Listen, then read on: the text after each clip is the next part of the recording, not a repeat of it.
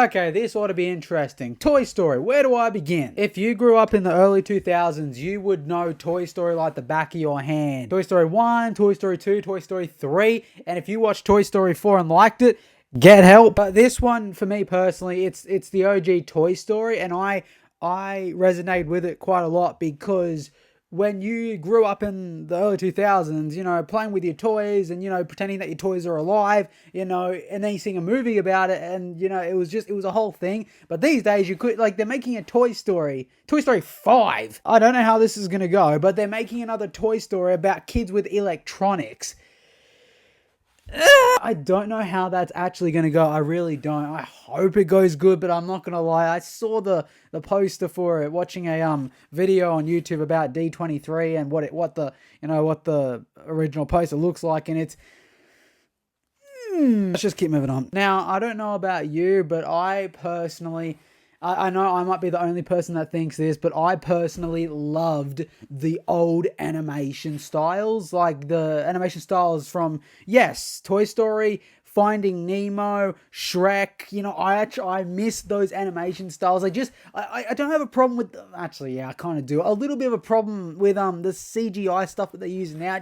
It doesn't feel real, and it doesn't feel as it just doesn't feel like what it used to. Like, even WALL-E. Like, WALL-E. I miss that. So, I miss those movies so badly. But this animation style in Toy Story, specifically, I know to some people it looks a bit, outdated and it looks a bit old, but it looks just so cool to me. And, like, I'm 20, so that's saying something. Now, I remember in the very beginning of this movie, there was a joke that they made that I didn't actually get until I was like 16. I did, and I don't know how this one went over my head. It was this joke right here.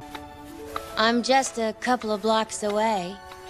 Oh, pure comedy right there. The whole plot for this movie, it for adults probably at the time it was really predictable, but for kids it was so true. Like, the idea of a new toy coming in replacing an old toy. You know, the new toy is cooler and the older toy is older and can't do as much. Wow, this sounds like Cars 3. That's what it sounds like. But the whole thing about Buzz, thinking he's actually a space ranger throughout the entire movie. Well, actually, not the entire movie. We'll get to that a bit later. But the fact that Buzz comes in, he thinks he can actually, fly. He tries to fly off the.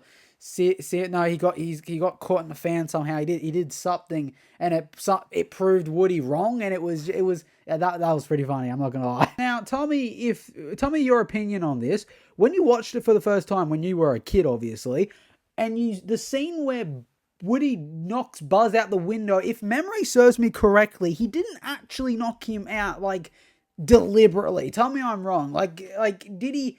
Yeah, he threw the ball and it rolled over, hit something, and then it was a bunch of events that led to him getting knocked out the window, and then everyone started blaming it on Woody, which, I'm not gonna lie, I understand where all the other toys are coming from. Woody was a bit of an asshole. Yeah, it just hit me just now. Another big part of the early 2000s, especially that was in this movie, was Pizza Planet. Like a big arcade type of jungle gym type of place with all these games and all this fun things to do and all the food and drinks and stuff. That was another big part of it, mate. And I miss it so badly. Pizza Planet was the shit. I mean, who doesn't want vomit out of a... I know it's probably like Mountain Dew. It was green. I'm not going to get into that. Okay, I just remembered Sid. The sociopathic, psychopathic kid. Oh, no, you can't even call him a kid. He's a gremlin, isn't he? He was he bald, or did he, or no? But yeah, you know what? He probably did that to himself, and yeah, he deserves it. This kid was messed up. Even when I watched it as a kid, and even if I watched it now, this kid, he did surgery on the dolls, and he needs to get help. It's a scene where you see all the toys coming out from under the bed and all over the places, and they're just hybrids of different types of dolls and stuff. It's it's a bit scary to think about, isn't it? Like, what's he gonna... I want to see what he's like now that he's become an adult, if he's even lived to that long, honestly. Like, and what did they say? He came back from summer camp. I wouldn't want to play with him, and I'm usually one of the people in the place that wants to play with everyone. I would not play with this kid. He would dismantle me and then put me back together. Now we have to talk about the scene where Buzz realizes he's not a real Space Ranger. Yo, I don't know if this makes me a bad person or what, but I remember watching that exact scene where he jumps and he tries to fly and he falls down. I'm sorry. He falls down really slowly, and it's just it's just sad. Well, as a kid, it's sad. As an adult, it's sad. As everyone pretty much already knows, Toy Story 3 is definitely the best out of all of them. Toy Story 2, pretty up there, and in my opinion, Toy Story 1 is always at the top because that's the OG Toy Story that we all grew up with. Then there's Toy Story 4. I'm not going to make a video about that, otherwise I will lose my channel. The franchise, it's in my opinion, it's turning into an Ice Age franchise.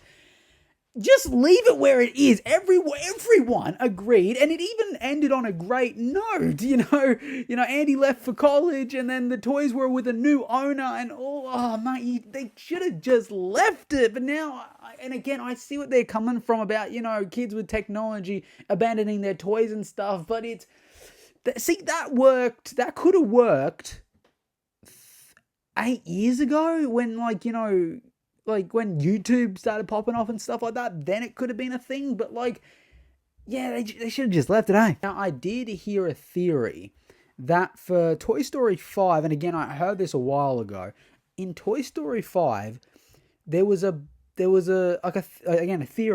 There was a theory that the movie was basically going to be about Sid returning to the franchise, and trying to tell everyone that toys can talk and toys can all this, and he's some sort of mad, crazy, sciencey kind of person, But in the end of the movie, all the toys would end up back with Andy, and Andy would give them all to his children or child or whatever it was. And I remember hearing that, thinking, yo, that would be the best ending ever to a franchise. Yeah,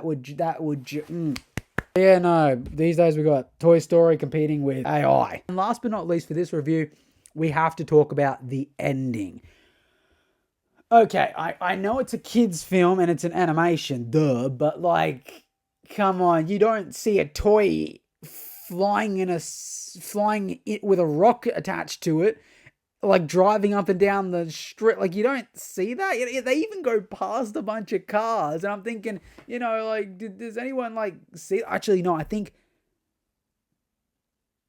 I actually think there was one kid that saw the whole thing. Tell me your jaw was not on the ground when you saw Buzz fly, actually fly. The rocket blows up, and they start falling down, and then just the wind catches him or something. I don't know how that works, but again, it's a kids movie. I'm not going to get too much into that. And then, of course, we have the OG quote, "To infinity and beyond." That's it for this review. If you like the video, then watch it again. I really don't care, and I'll catch you in the next one, mate. Take care. Ciao.